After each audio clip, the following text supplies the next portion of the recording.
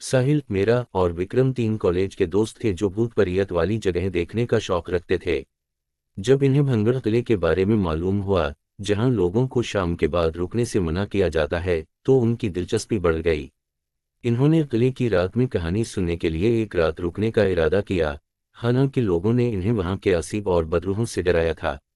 जब वो किले में दाखिल हुए तो फिजा में एक अजीब सी खामोशी और बोझलपन था। किले की टूटी फूटी दीवारें और वीरान माहौल जैसे माजी की खौफनाक कहानी सुनाने के लिए बेताब थे। इन्होंने इस किले की कहानी सुन रखी थी। एक जादूगर जिसने खूबसूरत शहजादी रतनवाती से मोहब्बत की, मगर शहजादी के इनकार पर उसने पूरी रियासत को बद्दुआ दे दी। कहा जाता है कि शाम के बाद यहाँ कोई नहीं बचता। इन्होंने इन सब बातों को वहम समझकर नज़रअंदाज कर दिया और अपनी टार्चा लेकर किले का जायजा लेने लगे। मगर जैसे ही सूरज डूबा, साए लंबे होने लगे और एक पुरस्कार खामोशी छा गई। दोस्तों ने एक पुराने कमरे में कैंप लगाने का फैसला किया। बेखबर के अंधेरों में कोई खौफनाक चीज उनका इंतजार कर रही थी। रात में जैसे ही वो सोने के लिए लेटे, अजीब आवाजें आने लगीं। सरगोशियां, हल्की मगर खौफनाक, और ऐसा महसूस होने लगा कि जैसे कोई उनको देख रहा हो। साहिल ने जब दरवाजे की तरफ देखा तो इसकी जान निकल गई। एक सियाह साया वहां खड़ा था, जिसकी आंखें खौफनाक सुर्ख रोशनी में चमक रही थीं। वो साया आहिस्ता आहिस्ता उनकी तरफ बढ़ने लगा और एक सर्दी सी कमरे में छा गई।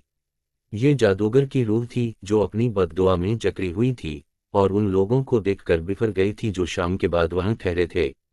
मेरा ने खौफ से चीख मारी जब इसकी आवाज कमरे में गूंजी, तुमने बददुआ को चैलेंज किया। अचानक कमरे में जलजला होने लगा, दीवारों से खून टपकने लगा और खौफनाक क़हक़हे फिजा में गूंजने लगे। वो तीनों भागने लगे, मगर हर रास्ता इन्हें और अंदर ले जाता रहा।